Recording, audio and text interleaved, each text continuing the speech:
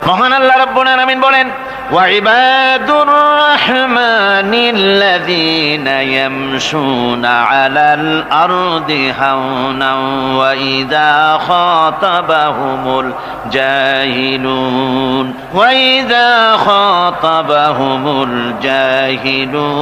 ক্বালু সালামা।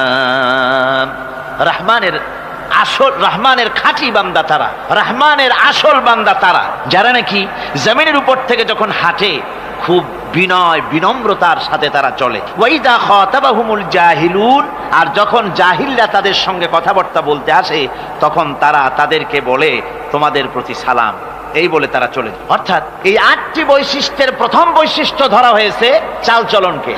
ইমানদার খাঁটি বান্দা যারা, তাদের চাল চলন সম্পর্কে প্রথম বৈশিষ্ট্য ধরা হয়েছে।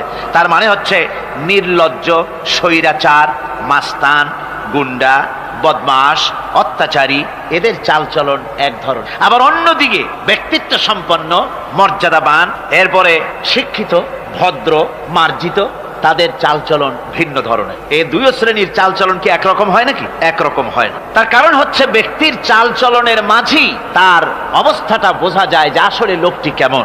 আল্লাহ রাব্বুল আলামিন এই কথার দ্বারা এটা প্রমাণ করতে চান যে মোমেন বান্দা যারা হবে, আল্লাহর খাঁটি বান্দা যারা হবে, তাদের পরিচয় দেওয়া লাগবে না। তাদের চালচলন দেখে, তাদের হাঁটা দেখে, তাদের চলা দেখে, তাদের বলা দেখে, তাদের আচরণ দেখে লোকেরা বুঝতে পারবে যে ইনি হচ্ছেন আল্লাহর একজন খাঁটি বান্দা, একজন মোমেন ব্যক্তি, একথা বুঝতে পারবে।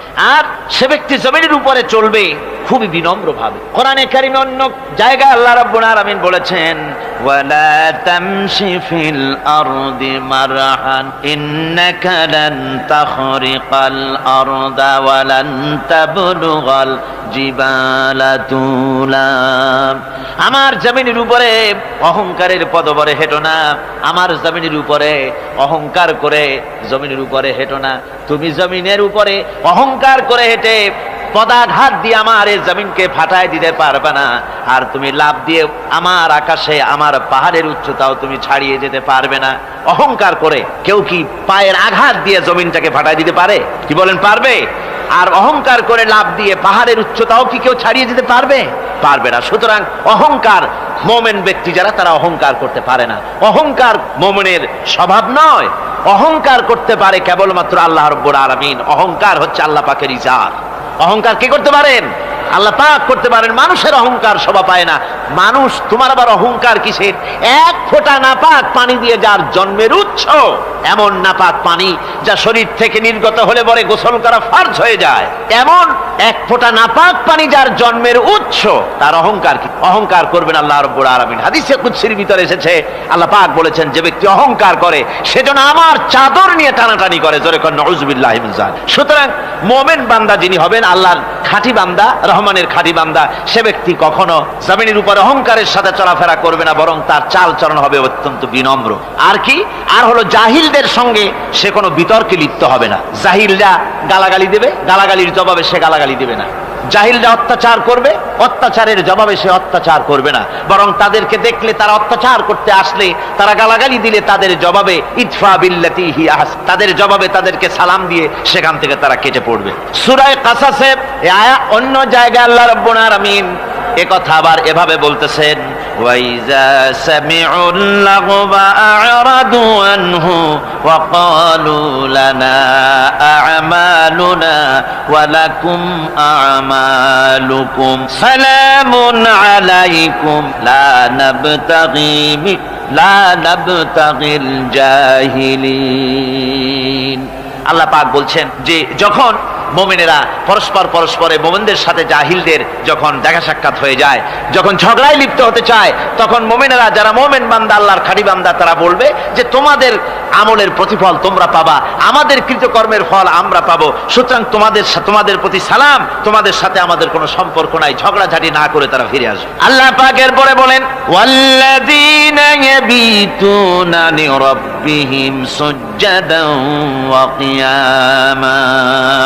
রহমানের খাঁটি বান্দা তারাই আরেকটি বৈশিষ্ট্য, তাদের এই 2 নম্বরের বৈশিষ্ট্য বার বলা হচ্ছে রহমানের, আল্লাহর খাঁটি বান্দার 2 নম্বরের বৈশিষ্ট্য যেটা, সেটা হচ্ছে এই যে তারা রাত কাটায় তার রবের হুজুরে আল্লাহর দরবারে সেজদা দিয়ে দাঁড়িয়ে থেকে কান্দাকাটি করে তারা রাত গুজরান করে। জোরে বলেন সুবহানাল্লাহ।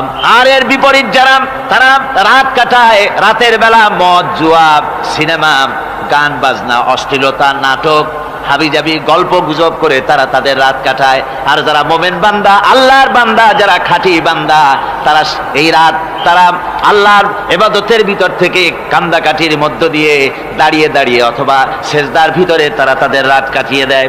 কোরআনে কারীমে আল্লাহ রাব্বুল আলামিন এই কথা এভাবে বলেছেন, তাতাজাফা জুনুবুহুম আনিল মাদাজি'i ইয়াদউনা রাব্বাহুম খাওফান ওয়া তামআন। আমার মুমিন বান্দারা তাদের পার্শ্বদেশ এবং পৃষ্ঠদেশ বিছানার উপরে বেশি রাত থাকে না। তারা তাদের রবের প্রতি, রবের ভয়, আল্লাহর ভয়, আশা এবং আশা পোষণ করে। আর তারা আল্লাহকে ভয় করে। ভয় করে তারা বিছান থেকে নিজের পিঠকে আলাদা করে নিয়ে তারা রাতের বেলায় আমার কাছে কান্দে, আমার কাছে দোয়া করে, তারা কান্দে, ইবাদত করে।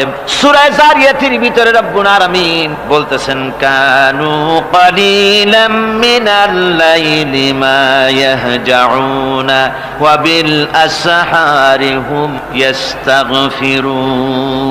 আমার এই মুমিন বান্দাগুলি, আমার খাঁটি বান্দা যারা, তারা সারা রাত ঘুমায় না, রাতের একটা অংশ মাত্র তারা ঘুমায়, সারা রাত ঘুমায় না, একটা অংশ তারা ঘুমায়, আর বাকি অংশটুকুন শেষ রাত্রে তারা ওঠে আর আমার দরবারে তারা কান্দে, মাপ চায় আর কাঁদতে থাকে, চোখের পানি ফেলতে থাকে। আল্লাহ রাব্বুল আলামিন শেষ রাত্রে প্রথম আকাশে আসেন। হাদিস শরীফে এসেছে, প্রথম আকাশে আল্লাহ রাব্বুল আলামিন এসে দুনিয়ার মানুষকে ডাকেন, কে আছো? গুনাহ করে জীবন বোঝাই করে ফেলেছো, নাফরমানি করেছো, গুনাহ করেছো, অথবা বিপদে পড়েছো, ঋণগ্রস্ত হয়ে পড়েছো, অসুবিধায় পড়েছো, মামলা মকদ্দমায় পড়েছো, আমার কাছে মাপ চাও, আমার কাছে সাহায্য চাও। এই সময় যে সমস্ত বান্দারা আরামের ঘুমকে হারাম করে আল্লাহর দরবারে কাঁদতে থাকে, তাহাজ্জুদের নামাজ আদায় করে যখন হাত তুলে কাঁদে, আল্লাহ পাক তখন এই দৃশ্য দেখে ফেরেশতাদের বলেন, ও আমার ফেরেশতারা, আমার ওই বান্দাগুলি কাঁদে কেন? সমস্ত মানুষ যখন ঘুমানো, এই বান্দাগুলি কাঁদে কেন বলো? ফেরেশতারা বলে, আল্লাহ তুমি তো ভালো করে জানো। ফেরেশতারা বলে, আল্লাহ পাক বলবেন, তবুও তোমাদের মুখ থেকে শুনতে চাই। ফেরেশতারা তখন বলবে, রব্বুল আলামিন তোমার বান্দা গুনাহ করেছে, জাহান্নামের ভয়তে তোমার কাছে কাঁদতেছে, তোমার ভয়তে কাঁদে, জাহান্নামের ভয়তে কাঁদে।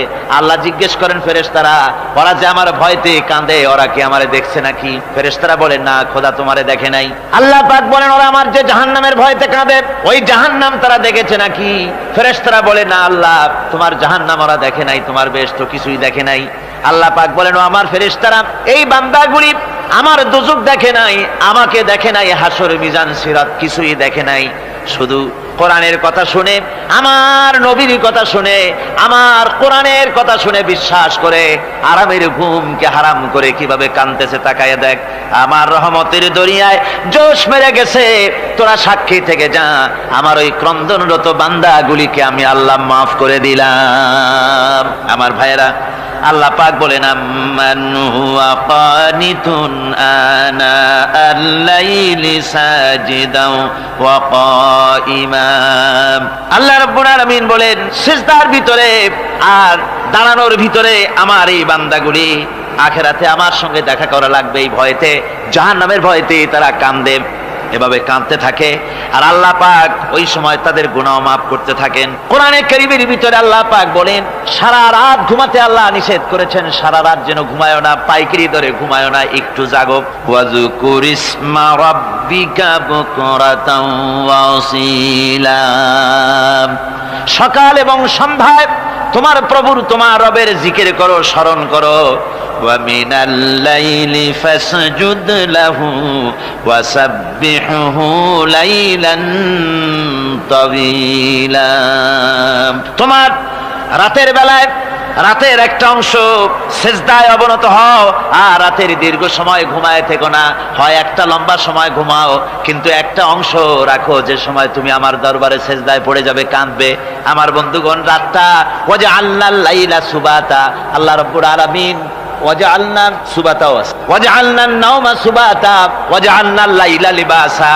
ঘুমকে বানাইছেন আল্লাহ শান্তির বাহন, আর রাতকে করেছেন আচ্ছাদন। রাতকে কি করেছেন? আচ্ছাদন। রাতকে একটা পর্দা লাগিয়ে দিয়েছেন, রাতের পর্দা। যেহেতু প্রেম ভালোবাসা ঢোল পিটায় করা যায় না। ঢোল পিটায় প্রেম করা যায়? যায় না। মানুষকে দেখায় দেখায় প্রেম ভালোবাসা করা যায় না। এটা হলো দুনিয়ার রীতিনীতি। দুনিয়ায় যেটা মানুষেরা করে, আসল সবচাইতে বড় ভালোবাসার পাত্র হলেন আল্লাহ, মাসুক হলেন আল্লাহ, আশেক হলো মানুষ।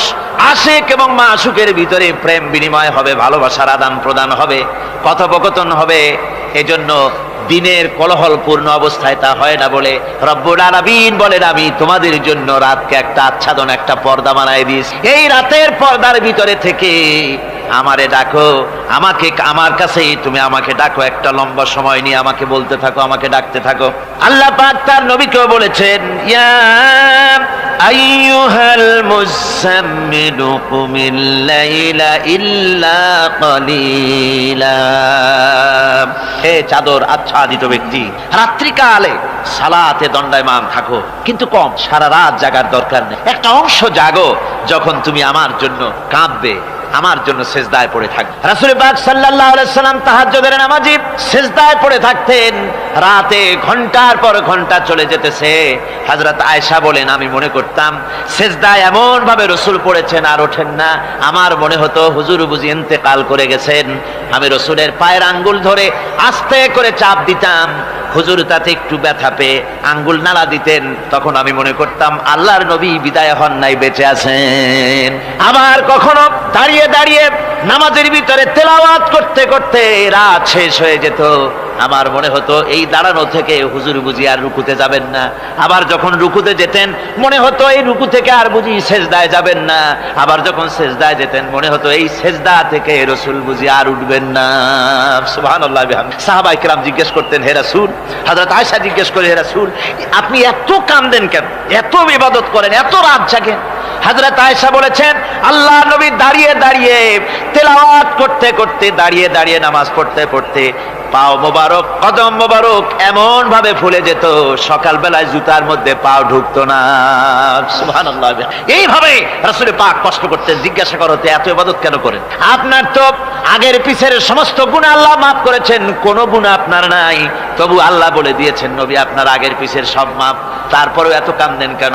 আল্লাহর নবী বলেছেন, ও সাহাবীরাও, আমার স্ত্রীরা, শোনো, আমি কি আমার বান্দার, আমি আমার আল্লাহর শুকরগুজারকারী বান্দায় কি আমি পরিণত হব না? যে আল্লাহ আমাকে এত নিয়ামত দিয়েছেন, আমি কি সেই আল্লাহর শুকরগুজার হব না?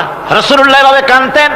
সুতরাং প্রত্যেকটি মুসলমানকে রাতের বেলায় আল্লাহর দরবারে হাত তুলে কাঁদতে হবে, মোনাজাত করতে হবে, রব্বুল আলামিন, যে গুনাহ করেছি, আমি যত গুনাহ করেছি, আমাকে তুমি নেয়ামত যা দিয়েছো, এই নেয়ামত তুমি না দিলেও পারতে, তুমি দয়া করে দিয়েছো।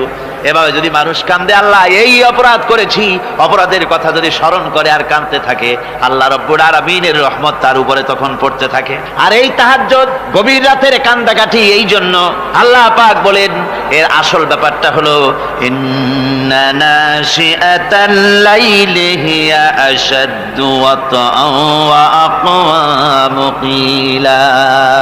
আসল ব্যাপার হলো এই প্রকৃতপক্ষে রাতের বেলায় যে নামাজটা হয়, শয্যা ত্যাগ করে মানুষ যে নামাজ পড়তে দাঁড়ায়, এতে করে তার আত্মসংযমের ট্রেনিং হয়ে যায়, আল্লাহর সঙ্গে মহব্বত কায়েম হয়ে যায়। ইসলামী আন্দোলনের বিজয়ের জন্য কর্মীদের এটা সবচাইতে বড় ওষুধ।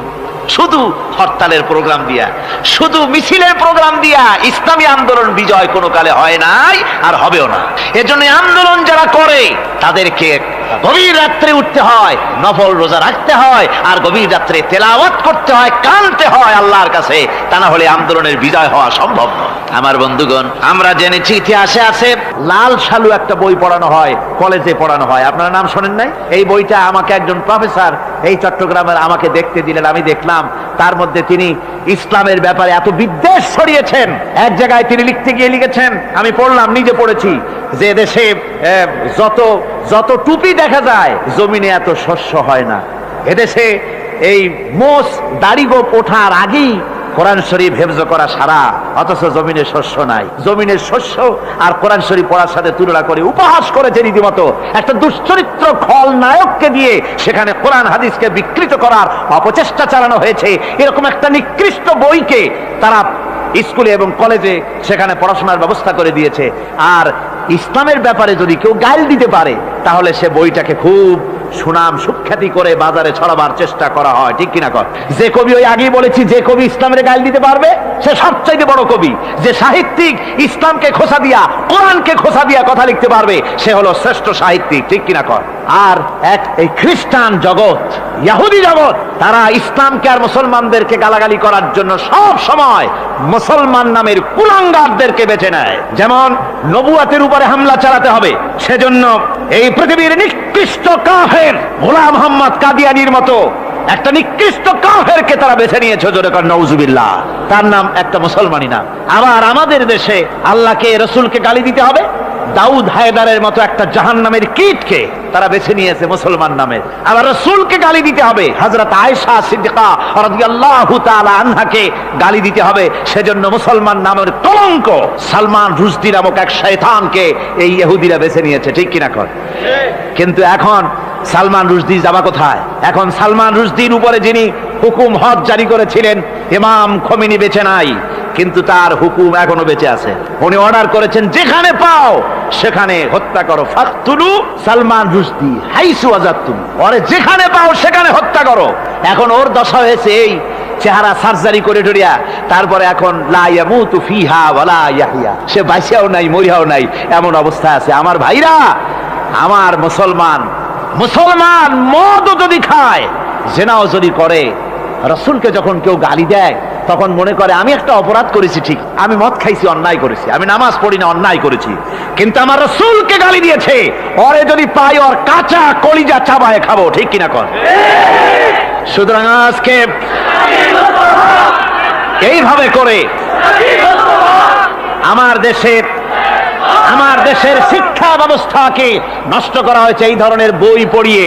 এবং এক শ্রেণীর শিক্ষক আছেন যারা কলেজ ইউনিভার্সিটিতে অপ্রাসঙ্গিক ভাবে ইসলামকে গালাগালি করে, আল্লাহকে গালি দেয়, ইসলামকে গালি দেয়, মুসলমানদেরকে গালি দেয়। বরদাস্ত করতে পারি না। বলি বন্ধুরা, ইসলাম যদি ভালোই না লাগে তাহলে নামটা মুসলমানি নাম রাখছেন কেন? ঘোষণাটা দিয়ে দেন, আমরাও জানাজা না পড়াবার হাত থেকে বেঁচে যাই, ঠিক কিনা? সুতরাং এরা ওই জায়গায় বসে আছে আমাদের সন্তানদের মস্তিষ্ককে বিকৃত করার জন্য। আল্লাহ রাব্বুল আলামিন বলেন এভাবে করে, ওয়াল্লাযীনা লা ইয়াদউনা মা'আল্লাহি ইলাহান আখারা ওয়া লা ইয়াকতুলুনা আন-নাফসাল্লাতী হারামাল্লাহু ইল্লা বিল হক, তারা হত্যা থেকে বিরত থাকে, মানুষকে হত্যা করে না। ওয়া মান ওয়ালা ইয়াজনুন, আর তারা ব্যভিচার করে না, জিনা ব্যভিচার করে না। জিনা ব্যভিচার সম্পর্কে কোরআন শরীফ বলছে, ওয়ালা তাকরাবুজ জিনা ইন্নাহু কানা ফাহিশাতান ওয়া সাআ সাবিলা। জিনা করা তো দূরের কথা, আল্লাহ পাক বলছেন জিনার নিকটবর্তী হয় না। জিনার নিকটবর্তী মানুষ হয় কিভাবে? জিনার নিকটবর্তী হওয়ার জন্য কতগুলি উপকরণ এবং উপাদান আছে। তা হচ্ছে অশ্লীল নৃত্য গীত, তা হচ্ছে যৌন আবেদনমূলক পত্র পত্রিকা, তা হচ্ছে অশ্লীল ছায়াছবি, তা হচ্ছে নারী সৌন্দর্যের প্রদর্শনী। এই সব জিনিসগুলি মানুষকে জেনার দিকে আকৃষ্ট করে। এসব কি আমাদের সমাজে চালু আছে? আমাদের সমাজে আছে? তো জেনার উপকরণ কি কি বললাম? জেনার উপকরণ হচ্ছে সহশিক্ষা, জেনার উপকরণ হচ্ছে নারীর সৌন্দর্য প্রদর্শনী, জেনার উপকরণ হচ্ছে অশ্লীল পত্র পত্রিকা এবং অশ্লীল ছায়াছবি।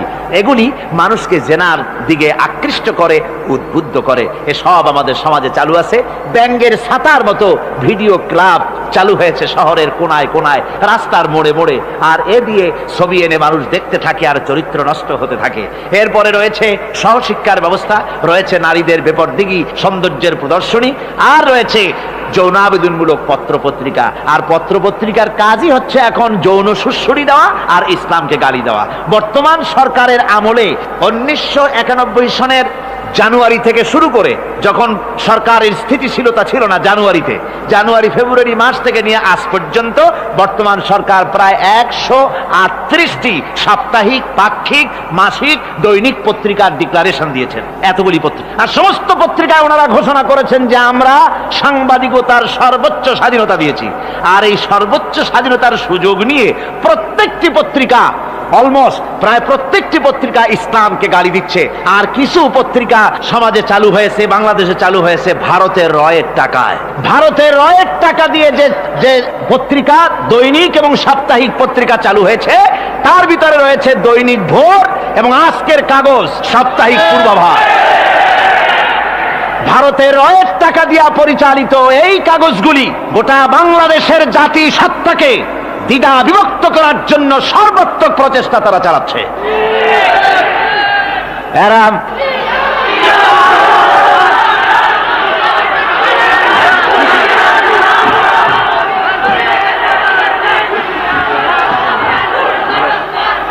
আমার বন্ধুগণ, এ ধরনের একটা না, প্রয়োজন হলে সব নাম আমরা তুলে ধরবো। ভারতের টাকা দিয়ে, ভারতের রয়ের টাকা দিয়ে তারা এভাবে পত্রিকা তৈরি করে গোটা বাংলাদেশের স্বাধীনতা, সার্বভৌমত্ব এবং অস্তিত্বের উপরে আঘাত হানতেছে। শুধু তাই নয়, তারা ইসলামের উপর আঘাত হানছে। আলেম এবং পীরদের বিরুদ্ধে বক্তব্য তারা পত্রিকার ভিতরে, সমালোচনামূলক কথাবার্তা তারা লিখছে। এমন একটা সাপ্তাহিক পত্রিকা কম পাবেন যেখানে ইসলামকে, ইসলামী আন্দোলনকে কিছু না কিছু খোঁচা মারা না হচ্ছে। ঠিক কিনা কর, যারা বলেন ঠিক কিনা? তো এইভাবে করে তারা ষড়যন্ত্র চালিয়ে আমি সেদিন ঢাকায় বলেছিলাম যে বর্তমান মহিলা সরকার চলছে বলে আমরা কথা বলছি না, কিন্তু আমাদের একটা ধৈর্য আছে। আমরা সরকারকে সময় দিচ্ছি এগুলিকে কন্ট্রোল করার জন্য। শাসনতান্ত্রিক অ্যাকশন নেওয়া উচিত গভর্নমেন্টের। শাসনতন্ত্রে কি আছে? শাসনতন্ত্রে, সংবিধানে, কনস্টিটিউশনে লেখা আছে যে নাগরিকদের কোন ধর্মীয় অনুভূতিতে আঘাত লাগতে পারে এমন কোন কথা, এমন কোন বক্তব্য কেউ লিখতেও পারবে না, বলতেও পারবে না। সেটা দণ্ডমূলক শাস্তি, এটা শাস্তি হবে তার। এ ধরনের কথা লেখা আছে। এটা লেখা থাকা সত্ত্বেও যারা ইসলামের বিরুদ্ধে কথা বলে, পত্রিকার মাধ্যমে যারা এগুলি লেখে, এগুলির বিরুদ্ধে গভর্নমেন্টের হাত দিতে, অ্যাকশন নিতে অসুবিধা কোথায়? আমরা সময় দিচ্ছি সরকারকে, তারা এই জিনিসগুলি দেখুক এবং অ্যাকশন নিক। যদি তা না হয় তাহলে জনগণের তো, ইসলামের, এদেশের মুসলমান বৃহত্তর জনসংখ্যা, জনগোষ্ঠী হচ্ছে মুসলমান, ইসলামের বিরুদ্ধে, তার আল্লাহর বিরুদ্ধে, রসুলের বিরুদ্ধে, মুসলমানদের সবচাইতে প্রিয় জিনিসগুলির বিরুদ্ধে কেউ যদি কথা বলে, মুসলমানেরা তা বেশি দিন বরদাস্ত করবে না।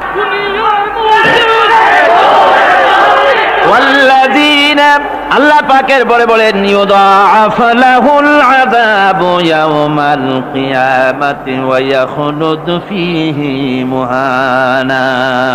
এই সব কাজ যারা করবে, আল্লাহকে বাদ দিয়ে, যারা আল্লাহকে বাদ দিয়ে অন্যকে মাবুদ বলে ডাকবে আর হত্যা করবে, জিনা করবে, আল্লাহ বলেন তাদেরকে কিয়ামতের দিন পুনঃ আযাব দেওয়া হবে। আর তাদেরকে ওয়ায়াখলুদ ফীহি মুহানা, তারা বড় লাঞ্ছনার জীবন যাপন করবে, সেখানে লাঞ্ছনার সাথে তারা বসবাস করবে। ইল্লা মান তাবা ওয়া আমানা ওয়া আমিলা আমালান সালিহান ফাউলাইকা ইউবাদদিলুল্লাহু সাইয়্যাতিহিম হাসানাত ওয়া কানা আল্লাহু গফুরার রহিমা। ইল্লা মান তাবা, এই সমস্ত আযাব থেকে বাঁচবে কারা? বাঁচবে সেই সব লোক যারা তওবা করেছে এবং নেক আমল করেছে। ফাউলাইকা ইউবাদদিলুল্লাহু সাইয়্যাতিহিম হাসানাত, আল্লাহ রাব্বুল আলামিন তাদের অন্যায় ত্রুটিপূর্ণ কাজগুলিকে ভালো দিয়ে বদলে দিবেন। সুবহানাল্লাহি ওয়া বিহামদিহি। ওয়া কানা আল্লাহু গফুরুর রহিমা, আর আল্লাহ পাক হচ্ছেন বড় ক্ষমাশীল এবং দয়াবান। এই সুসংবাদ তাদের জন্য যাদের জীবন নানা প্রকারের অপরাধে কলঙ্কিত করেছে যারা, এবং নিজেদেরকে সংশোধন করতে এখন ইচ্ছুক। জীবনে বহু গুনাহ করেছে, হারামি, বদমাশি, জিনা, ব্যভিচার করেছি, এখন জীবনকে সংশোধন করতে চায়। এদের জন্য আল্লাহ রাব্বুল আলামিন এই সাধারণ ক্ষমা ঘোষণা করেছেন, জেনারেল এমনেস্টি ঘোষণা করেছেন। সাধারণ ক্ষমা ঘোষণা করে দিলেন যে তোমরা এখনো যদি হেদায়েত হতে চাও, চূড়ান্ত ধ্বংস থেকে যদি বাঁচতে চাও, তাহলে আমি তোমাদের জন্য তওবার পথ খুলে রেখেছি। আল্লাহ যদি এই তওবার পথ খুলে না দিতেন, তাহলে মানুষ হতাশায়, নিরাশায় শয়তান হয়ে যেত। তার মানে আরো পাপ করত। যখন আর কোনো গুনাহ যখন মাপই হবে না, তখন আর কি করা যায়, আরো বেশি পাপের মধ্যে লিপ্ত হয়ে যায়। আমার ভাইরা, আল্লাহ রাব্বুল আলামিন মানুষের জন্য তওবা করার জন্য, গুনাহ মাফের জন্য দরজা খুলে রেখেছে। ইবনে জারীর তাবারীর একটি বর্ণনা এসেছে, হযরত আবু হুরায়রা রাদিয়াল্লাহু তাআলা আনহু তিনি বলছেন যে আমি এশার নামাজ পড়ে মসজিদে নববী থেকে এশার নামাজ পড়ে ঘরে আসতেছিলাম। ঘরে আসার সময় দেখি আমার দরজার কাছে একজন মহিলা দাঁড়ান। সে আমাকে সালাম বলল, আমি তাকে তার সালামের জবাব দিয়ে ঘরের মধ্যে প্রবেশ করলাম। কিছুক্ষণ পরে ওই মহিলা দরজায় নক করলেন। আমি দরজা খুলে জিজ্ঞেস করলাম, কি চাও? তিনি বললেন যে আমি শয়তানের ওয়াসওয়াসায় পড়ে জিনা করেছি এবং এই জিনা করার পর আমি গর্ভবতী হয়েছি, এরপরে একটা সন্তান হয়েছে, আমি সেই সন্তানকেও মেরে ফেলে দিয়েছি। এখন আমার বাঁচার পথ, আমার এখন এই গুনাহ মাফ হওয়ার পথ। হযরত আবু হুরায়রা রাদিয়াল্লাহু তাআলা আনহু বলছেন যে অসম্ভব, তোমার এই গুনাহ মাফ হবে না। মহিলা তখন যাওয়ার সময় কাঁদতে কাঁদতে কপালে আঘাত করতে করতে যাচ্ছিল যে আরে শরীরের এই রূপ, এই যৌবন, এই সৌন্দর্য কি তৈরি হয়েছিল জাহান্নামের আগুনে জ্বলার জন্য? এইভাবে করে চিৎকার দিতে দিতে মহিলা যান। হযরত আবু হুরায়রা বলেন আমি সকালবেলায় আল্লাহ রাসূলের সঙ্গে ফজরের নামাজ আদায় করে আল্লাহ নবীকে ঘটনা শোনালাম, বললাম হে রাসূল আমি তো মহিলাকে এইরকম জবাব দিয়ে। হযরত আবু হুরায়রা দৌড়ে গেলেন, বললেন আমি ছুটতে লাগলাম, এমন ভুল আমি কথা বলেছি।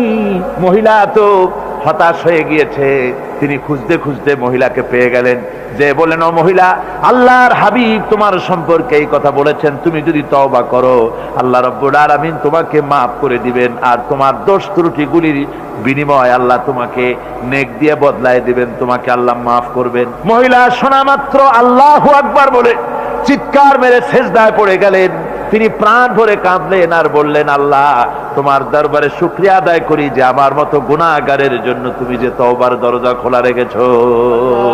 তিনি তার নিজের দাসীকে এবং তার বাচ্চাকে, কৃত দাসীকে আল্লাহর শকরার্থে মুক্ত করে দিলেন। আমার ভাইয়েরা, এভাবে করে যারা নাকি আল্লাহর দরবারে যারা এভাবে মাপ চায় আল্লাহ পাক তাদেরকে মাফ করে দিবেন। তওবা করার জন্য রব্বুল আলামিন পথ খুলে রেখে দিয়েছেন। আবার অন্য হাদিসে এসেছে হযরতে রাসূল পাক সাল্লাল্লাহু আলাইহি ওয়াসাল্লামের কাছে এক বৃদ্ধ এসে বলেছিলেন, হে আল্লাহর নবী আমি যত গুনাহ করেছি সমস্ত গুনাহ যদি দুনিয়ার মানুষেরকে ভাগ করে দেওয়া হয় তাহলে একযোগে সব মানুষকে তা ডুবাইয়া ছাড়বে, এত গুনাহ আমি করেছি, এমন কোন গুনাহ নাই যা আমি করি নাই। হে আল্লাহ রাসূল আমার এই গুনাহ মাফ হবে নাকি? আল্লাহর নবী বলেন তুমি কি মুসলমান হয়েছো?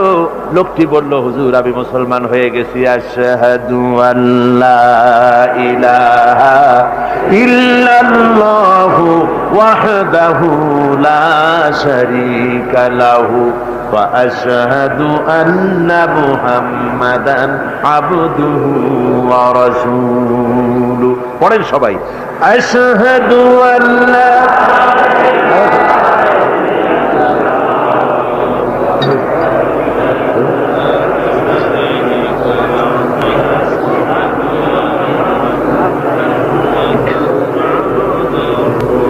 ওই লোকটি যখন কলেমা পড়লেন বললেন আমি মুসলমান হয়েছি। আল্লাহ নবী বলেন শোনো আল্লাহর বান্দা তুমি যখন কলেমা পড়েছো তোমার পেছনের তামাম জিন্দেগির সমস্ত গুনাহ খাতা আল্লাহ রাব্বুল আলামিন মাফ করে দিয়েছেন। শুধু মাফ করেন নাই, আরো কি করেছেন? ওয়ায়ুবাদদিলুল্লাহু সাইয়্যাতিহিম হাসানাত। দোষ ত্রুটি তোমার যা আছে, যে ব্যক্তি তওবা করে আল্লাহর পথে চলে, নেক আমল করে, পেছনের জীবনের দোষ ত্রুটি যা করেছেন সবগুলির বদলে আল্লাহ রব্বুল আলামিন নেকি লিখে দিবেন। জোরে বলেন সুবহানাল্লাহ। তার মানে হচ্ছে জীবনে যত অপরাধ করেছিল তওবা করে যখন ভালো কাজ করবে আর পেছনের কথাগুলি যখন মনে করবে গভীর রাত্রে, আল্লাহ আমি এই ধরনের পাপ করেছিলাম, চুরি করেছি, ডাকাতি করেছি, জেনা করেছি, মদ খেয়েছি, মিথ্যা কথা বলেছি, এই সব কথা বলে যত অনুশোচনা করবে আর অনুতপ্ত হবে, চোখ দিয়া যত পানি পড়বে, নতুন নতুন করে তার আমল নামে আল্লাহ নেকি লিখতে থাকবেন। জোরে বলেন সুবহানাল্লাহ। রব্বুল আলামিন তার বান্দাকে এত ভালোবাসেন, একজন সাহাবী কতগুলি পাখির বাচ্চা নিয়ে রাসূলের কাছে হাজির হয়েছেন। আল্লাহ নবী বলেন এই পাখির বাচ্চাগুলি আনলা কেন? সাহাবী বলেন হুজুর এই পাখির বাসাটা ভেঙে গিয়েছিল, বাচ্চাগুলি যখন ধরলাম ওর মা আমার মাথার উপরে ঠোকরাতে লাগলো, সে নিজের জীবনের মায়াকে উপেক্ষা করে বাচ্চাগুলিকে হেফাজত করার জন্য আমার উপরে ঝাঁপিয়ে পড়লো। আমি নিয়ে এসেছি এখানে, এই দেখুন ঘরের মধ্যে ঢুকেছে, এখানে ওই পাখিটা এসেছে। আমি রাসূলকে দেখাতে এলাম প্রাণী জগতে মায়ের সন্তানের প্রতি কত মায়া সেটা দেখাতে এলাম। আল্লাহর নবী বলেন, ও সাহাবী, প্রাণী জগতে সন্তানের প্রতি মায়ের কতটুকু মহব্বত তুমি তাই আমাকে দেখাতে এসেছো। শোনো, এই প্রাণী জগতে সন্তানের প্রতি মায়ের যত মহব্বত তার চাইতে লক্ষ কোটি গুণে বেশি মহব্বত বান্দার প্রতি আল্লাহ রব্বুল আলামিনের। মহব্বতকে, করুণাকে, রহমতকে, ভালোবাসাকে 100 ভাগ করা হয়েছে। 100 ভাগ করে 99 ভাগ আল্লাহ নিজের কাছে রেখেছেন, আর একটা ভাগ তামাম পৃথিবীর প্রাণী জগতে আল্লাহ ছড়াই দিয়েছেন। একটা ভাগ দিয়েছেন সারা দুনিয়ায় প্রাণী জগতে। সেই একটা ভাগে এই শত সহস্র কোটি প্রাণীর মধ্যে যেটুকুন আমরা পাইছি, এতটুকুন মহব্বতে সন্তানের জন্য কলিজায়, সন্তানের কোনো অকল্যাণ হলে কলিজায় পানি থাকে না। সন্তানের কোনো অসুবিধা হলে বা মা বাপের কষ্ট হলে বা কারো কোনো কষ্ট হলে আমরা এই ধরনের আমাদের অবস্থা সৃষ্টি হয়ে যায়। এক ভাগ তামাম পৃথিবীর সমস্ত প্রাণী জগতে ছড়ায় দেওয়ার পর আমাদের অবস্থা যদি এই হয়, তাহলে 99 ভাগ রহমত যার কাছে, বান্দার প্রতি তার মহব্বত কতখানি। আমার বন্ধুগণ, রাসূল পাক সাল্লাল্লাহু আলাইহি ওয়াসাল্লাম বলেছেন, ও সাহাবীরা, একজন লোক উটের পৃষ্ঠে যাচ্ছিল কোথাও, উটের পৃষ্ঠে তার খাবার আছে, পানিও আছে। যেতে যেতে মরুদ্যানের মধ্যে সে বিশ্রাম করলো। ঘুমের থেকে জেগে দেখে উট নাই, খাবার নাই, পানিও নাই। বড় লোকটা কেমন পেরেশান হয়। সাহাবীরা বলেন, হুজুর, উট হচ্ছে মরুভূমির জাহাজ, উট হারায় গেছে, টাকা পয়সা যা ছিল, খাদ্য খাবার ছিল, সব চলে গেছে, এর থেকে পেরেশানি তো আর কিছুই হয় না। হুজুর বলেন, লোকটা খানিকক্ষণ চিন্তা ভাবনা করতে করতে কিছুক্ষণ পর দেখলো উট ফিরে এসেছে, সমস্ত টাকা তার ওই খাদ্য আর পানিও নিয়ে হাজির হয়ে গেছে। বলো কেমন খুশি হয়। হুজুর, হযরত সাহাবীরা বলেন, হুজুর, এর থেকে খুশি আর কি হতে পারে, লোকটার দিল তো ভরে যাবে। আল্লাহর নবী বলেন, ওগো সাহাবীরা, কোন বান্দা যদি আল্লাহর থেকে নাফরমান হয়ে যায়, নামাজ ছেড়ে দেয়, জিনা ব্যভিচার বদমাশি নাফরমানিতে যদি যখন লিপ্ত হয়ে যায়, উঠারা ব্যক্তি উট পাওয়ার জন্য যেমন পেরেশানি বোধ করে, আল্লাহ রাব্বুল আলামিন তার ওই নাফরমান বান্দার জন্য, আল্লাহ রাব্বুল আলামিন ফিরে আসার জন্য আল্লাহ রাব্বুল আলামিন চান। বান্দা যখন, নাফরমান বান্দা নিজের গুনাহ বুঝতে পেরে যখন সেজদায় পড়ে গিয়া কান্দে, রব্বুল আলামিন আমার গুনাহ মাফ করে দাও, এইভাবে যখন কাঁদতে থাকে, রব্বুল আলামিন, আল্লাহর হাবিব বলেন, উঠারা ব্যক্তি উঠ ফেলে পড়ে, ওই ব্যক্তি যত খুশি হন। কোন নাফরমান বান্দা যখন সেজদায় পড়ে যায়, আল্লাহ রাব্বুল আলামিন এর চাইতে লক্ষ কোটি গুণে বেশি খুশি হয়ে যান। আল্লাহ পাক হচ্ছেন রহমান রহিম, গাফুরুর রহিম। পৃথিবীতে এমন কে আছে আপনি আমাকে বলেন, এমন কে আছে অপরাধ করবে না আর সে বলবে আয় তোরে মাফ করে দেই? বলেন, এরকম আছে নাকি? কেউ বলেন আছে? এমন কি বাপ মা ছেলে অন্যায় করেছে, বাপ মার দিল চায় ছেলেটা যদি মাপ চাইতো, বড্ড ভালো হতো, ওর সাথে প্রাণ ভরে কথা বলতাম, বুকের সাথে জড়িয়ে নিতাম। কিন্তু মুখ খুলে বলে না যে অপরাধ করেছিস, মাপ চাইয়া যা, এরকম বলে। মাও বলে না, বাপেও বলে না। কিন্তু একমাত্র মহান সত্য রব্বুল আলামিন, বান্দা যখন গুনাহ করে, আল্লাহ ডাকে, বান্দারে গুনাহ করেছিস ফিরে আয়, আমি তোরে মাফ করে দেব। গুনাহ করেছিস ফিরে আয়, জিনা করেছিস ফিরে আয়, মদ খেয়েছিস ফিরে আয়, মানুষ হত্যা করেছিস ফিরে আয়, কুফরি করেছিস ফিরে আয়, আগুন পূজা করেছিস ফিরে আয়, মাটি পূজা করেছিস, সূর্য পূজা করেছিস, যা করেছিস না কেন ফিরে আয়, আমাকে ডাক দে, আমি তোর জিন্দেগির গুনাহ আমি আল্লাহ মাফ করে দেব। এই জন্য আল্লাহ রাব্বুল আলামিনকে যখন কোন বান্দা একবার ডাকে, দিল থেকে, কলিজা থেকে একটা ডাক যদি দেয়, আল্লাহ 1000 ডাকের তুলনায় একটা ডাক আল্লাহ কলিজা থেকে ডাক। এই ডাকটা কোথা থেকে? কলিজা থেকে। দিল সে जुबात निकलती है, असर रखती है, पर नहीं मगर ताकते परवाज रखती है। অন্তর থেকে যে কথা বেরোয় তা প্রভাব বিস্তার করে। কলিজা থেকে যদি কেউ ডাক দেয় আল্লাহ, কলিজার একটা ডাক আলাদা না? বলেন আলাদা কিনা? কলিজা থেকে ডাক, বলেন না সবাই আল্লাহ।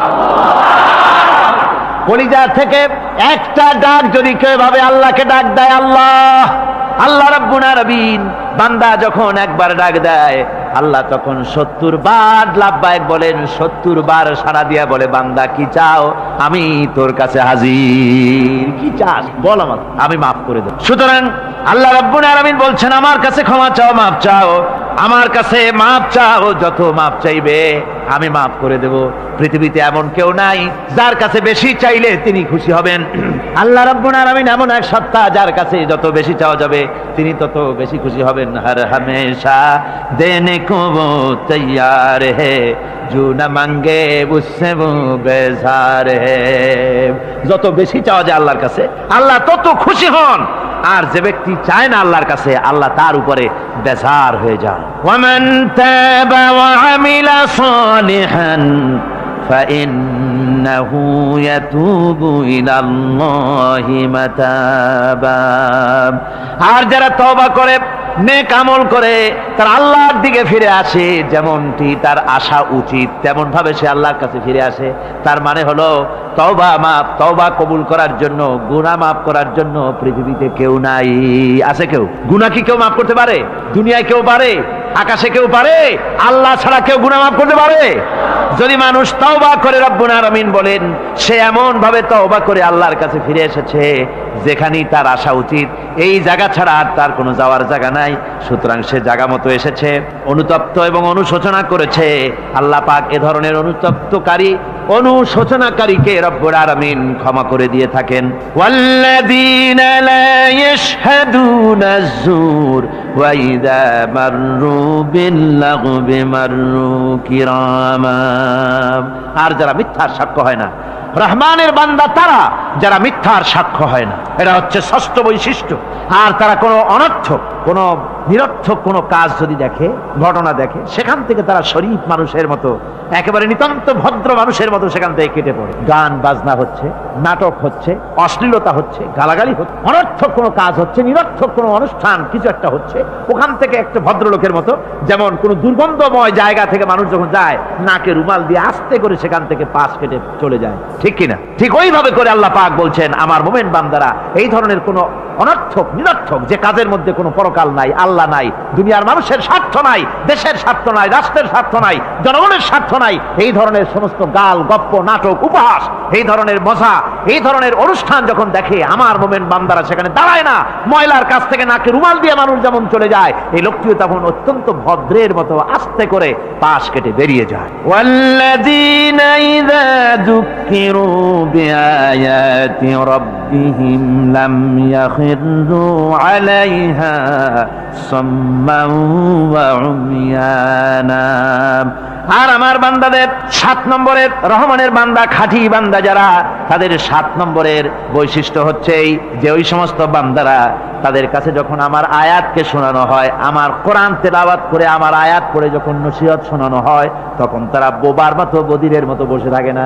কথা বুঝতে পেরেছেন? রহমানের খাঁটি বান্দা যারা, তাদের কাছে কোরআনের কথা ওয়াজ করে যখন শোনানো হয়, আল্লাহর কালাম যখন শোনানো হয়, আয়াত পড়ে পড়ে যখন নসিহত শোনানো হয়, লাম ইয়াখিরু আলাইহা সুম্মান ওয়া উমিয়ানা, তখন ওই ব্যক্তি অন্ধ এবং বধিরের মতো চুপ করে বসে থাকে না, বরং আমল করা শুরু করে দেয়। জোরে বলেন সুবহানাল্লাহ। যখন সে জানলো যে এগুলি হলো আল্লাহর বিরোধী কাজ, এগুলি আল্লাহর কাজ, আল্লাহ রসুলের কাজ, তখন তা পালন করা শুরু করে দেয়। এই 5 দিন ধরে কোরআনের যে কথাগুলি হলো, এই কথাগুলি শোনার পর আপনারা কি বসে থাকবেন? বসে থাকবেন? যারা বসে থাকবে এইগুলি শোনার পরে আল্লাহ তাদেরকে বলেছেন এরা হলো অন্ধ, এরা হলো বধির, এরা হলো বোবা। আমরা আল্লাহর এই যে কথা, আমরা কি অন্ধ আর বধির আর বোবা হবো নাকি? আমরা হবো না। আমরা অন্ধ নয়, বধির নয়, বোবা নই, বরং আল্লাহ যা বলেছেন, যা শুনলাম সামি'না ওয়া আতা'না, এই 5 দিন ধরে যা শুনলাম আল্লাহর কথা, কার কথা শুনলাম? আর সমস্ত কথা আমরা আমল করবো। জোরে কোন আমিন। আল্লাহ যেন কবুল করেন। জোরে কোন আমিন। আমল করা কি? বসে না থাকা কি? বসে না থাকা হচ্ছে যা শুনলাম, আল্লাহর যা ফরজ, যা হুকুম, তা মানবো। আল্লাহ যা নিষেধ করেছেন তার থেকে ফিরে থাকবো, এটাই হলো কাজ। এরপরে রব্বুল আলামিন বলেন والذين يقولون ربنا هب لنا من أزواجنا وذرياتنا قرة أعين واجعلنا للمتقين إماما। রহমানের বান্দা 8ম নম্বর এবং শেষ নাম্বার হচ্ছে এটা বৈশিষ্ট্য এই যে তারা রহমানের যারা খাঁটি বান্দা, আল্লাহর যারা খাঁটি বান্দা, তারা রব্বুল আলামিনের কাছে মুনাজাত করে, আমার রব, আয় আমার আল্লাহ, হাবলানা মিন আজওয়াজিনা, ওয়া যুররিয়াতিনা, আমাদের এবং আমাদের স্ত্রীদের আর আমাদের সন্তানদেরকে তুমি দয়া করে আমাদের চক্ষুর শীতলতা বানায় দাও। জোরে বলেন আমিন। ওয়াজআলনা লিল মুত্তাকিনা ইমামা, আর আমার এই সন্তানদেরকে তুমি মুত্তাকিদের ইমাম বানায় দাও। শুধু মুত্তাকি বানায়ও না, মুত্তাকিদের নেতা বানায় দাও। জোরে কোন সুবহানাল্লাহ। এই সূরাটা এইটা তখনকার কথা যখন এই মোমেনদের মক্কি সূরা তো এটা, যখন মক্কা শরীফে দেখা গেল যে মুসলমানেরা, যিনি ইসলাম কবুল করেছেন তার বাপ কাফের, যিনি ইসলাম কবুল করেছেন কারো বাপ কাফের, কারো মা কাফের, কারো সন্তান কাফের, কারো মেয়ে কাফের, কারো জামাই কাফের, সব প্রিয়জনেরা কুফরি হালতে আছে। আর এগুলি দেখে তাদের চক্ষুর মধ্যে কাটা বিঁধতেছিল, চক্ষু জর্জরিত হয়ে যাচ্ছিল। নিজের সন্তানের চেহারা যত ভালো হোক, সন্তান যতই শিক্ষা দীক্ষা থেকে যতই উন্নত আর ভালো হোক না কেন, সে যদি জাহান্নামের দিকে অগ্রসর হতে থাকে, কোন নেককার ইমানদার পিতার মনে তা সান্ত্বনার কারণ হতে পারে না। সে তখন আল্লাহর দরবারে, আল্লাহ পাক বলেন ওই মোমেন বান্দারা আমার কাছে দোয়া করে যে রব্বুল আলামিন আমার সন্তানদেরকে, আমার স্ত্রীদেরকে আমার চোখের শীতলতা বানাও, তাদের আমল আখলা কেমন বানাও, যাতে আমাদের চক্ষু ঠান্ডা হয়ে যায়। জোরে বলেন আমিন, জোরে বলেন আমিন। সন্তানদের জন্য আল্লাহর কাছে দোয়া করতে হবে। আপনারা দেখেন, চোখের সামনে দেখতে পাচ্ছেন সন্তান সিনেমায় যাচ্ছে, সন্তান নামাজ পড়ে না, সন্তান রোজা রাখে না, সন্তান মানুষের তৈরি করা মতাদর্শের পেছনে স্লোগান দিচ্ছে, দৌড়াচ্ছে, আর আপনি পিতা হয়ে তাকে ঠেকাচ্ছেন না। ওই ছেলে তো জাহান্নামে যাচ্ছে, আপনার দরদ হওয়া উচিত, ওই ছেলেকে ফিরানো দরকার আর আল্লাহর কাছে দোয়া করা দরকার। আমার বন্ধুগণ, দোয়া আল্লাহ নিজেই শিখাই দিচ্ছেন, দোয়া করো। পড়েন আমার সাথে, রব্বানা হাব লানা মিন আজওয়াজিনা ওয়া যুররিয়াতিনা কুররাতা আয়ুন ওয়াজআলনা লিল মুত্তাকিনা ইমামা।